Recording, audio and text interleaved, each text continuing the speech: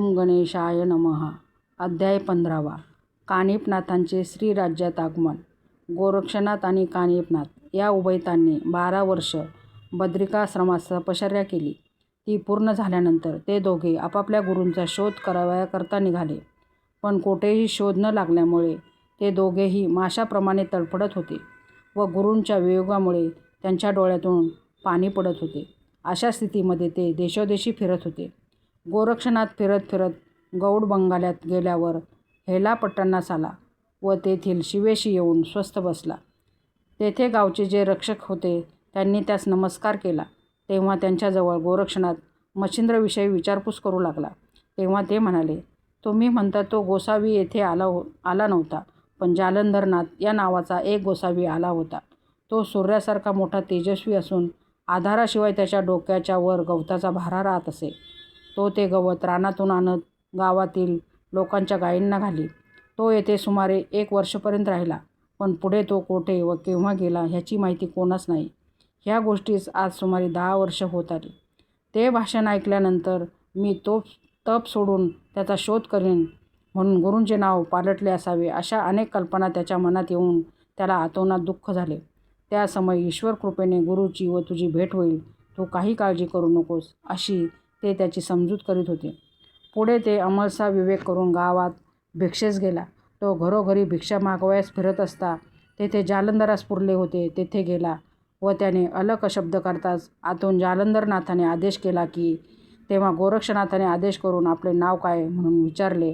त्यावर त्याने मला जालंधरनाथ म्हणतात असे सांगितले. त्यासही तुझे नाव काय व तुझा गुरु कोण म्हणून विचारले. तेव्हा गोरक्षनाथाने सांगितले की माझा गुरु मच्छिंद्रनाथ होय व या देहास गोरक्ष असे म्हणतात. मग ही अवस्था कशी झाली गोरक्षनाथाने विचारल्यावर जालंधरने सविस्तर मजकूर त्यास सांगितला. ते ऐकताच गोरक्षनाथ रागावून गोपीचंद राजाचे समूळ वाटोळे करून टाकण्याकरता जालंधरपाशी आज्ञा मागू लागला. पण पुढील भविष्य जाणून त्याने त्यास ह्या कामात हात घालण्याची मनाई केली. तो म्हणाला, तूर्त तू ह्या भरीस पडू नको व ही गोष्ट कोणाजवळ बोलू नकोस. तुझा व माझा शिष्य कानिफ याची जेव्हा भेट होईल तेव्हा त्यास मात्र तू हे सर्व कच्चे वर्तमान सांग, म्हणजे तो येथे येऊन हरयुक्तीने नाथपंथाचा उत्कर्ष होण्यासाठी राजास बचावून मला खाचेतून बाहेर काढेल. आता ही गोष्ट नीट लक्षात ठेवून तू तीर्थयात्रेत जा. मग गोरक्षनाथ आदेश करून तेथून निघाला. तो फिरत फिरत जगन्नाथास गेला. इकडे कानिफा गावगणांना उपदेश करीत चालला होता. पुष्कळ लोकही त्याचे हौशीने शिष्य होत. त्याचा समागमे 700 शिष्य निरंतर असत. ते फिरत फिरत श्रीराज्याच्या आसपास गेले.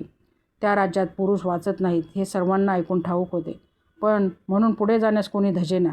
पण कानिफाचा श्रीराज्यात प्रवेश करण्याचा रोग दिसल्यावरून शिष्यमंडळीत मोठी गडबड उडून गेली. तरी त्यातून किती एक असेही म्हणू लागले की गुरूंचे पाय मनापासून धरलेल्यानंतर जीवाचे भय कसले.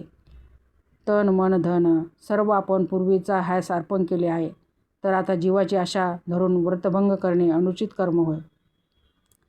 त्यांच्या मनसुब्याचा सर्व प्रकार कानिफाच्या लक्षात आला, म्हणून त्याने स्पर्शस्त्रमंत्र म्हणून भस्म तिन्ही दिशाकडे फेकिले आणि श्रीराज्याचा मार्ग मोकळा ठेवून त्याशिवाय बाकीच्या सर्व दिशा भारून टाकल्या.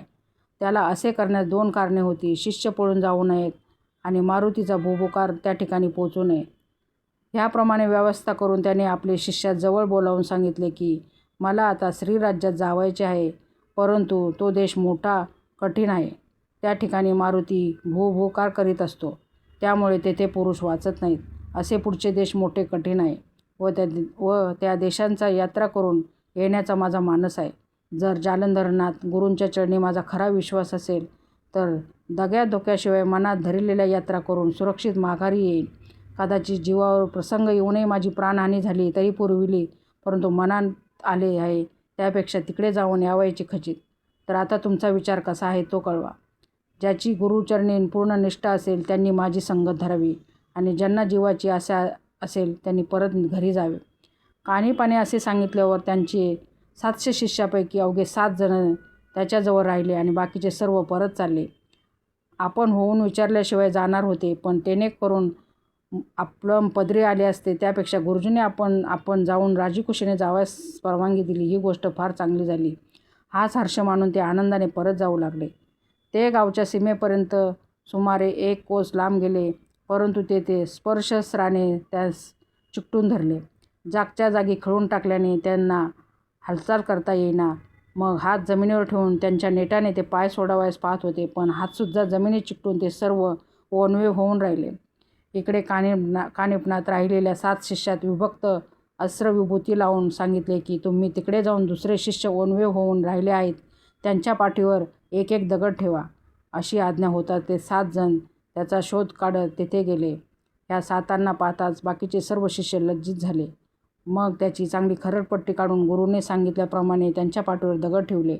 ते दगड देखील त्यांच्या पाठीत चिकटून गेले. मग ते शिष्य रडून त्या दुःखापासून सोडवण्यासाठी प्रार्थना करू लागले. तेव्हा ते 7 शिष्य म्हणाले, जीवाची आशा धरून येथे खुशाल असा. गुरुजी देश पाहून आल्यानंतर तुम्हाला सोडवून नेऊ. संकटापासून सोडवण्यासाठी तर गुरु करावायचा असतो, परंतु विश्वास धरणाराच तो मात्र फलद्रूप होतो.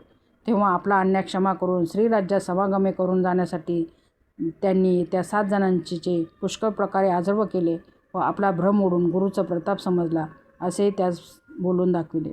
मग ते 7ही जण परत गुरुकडे येऊन जोडीदारांची स्थिती सांगून मुक्तता करण्यासाठी मध्यस्थी करू लागले.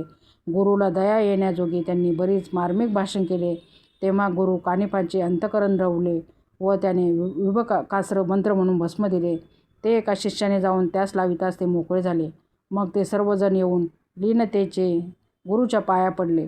पुढे सर्व शिष्यासह वर्तमान कानिफा श्रीराज्यात जावयास निघाला. तो नगराच्या सीमेवर जाऊन तळ देऊन राहिला. नंतर असा चमत्कार झाला की भूभूकार करण्यासाठी मारुती सेतुबंध रामेश्वरहून रात्री श्रीराज्यात जात असता तो कानिफाच्या स्पर्श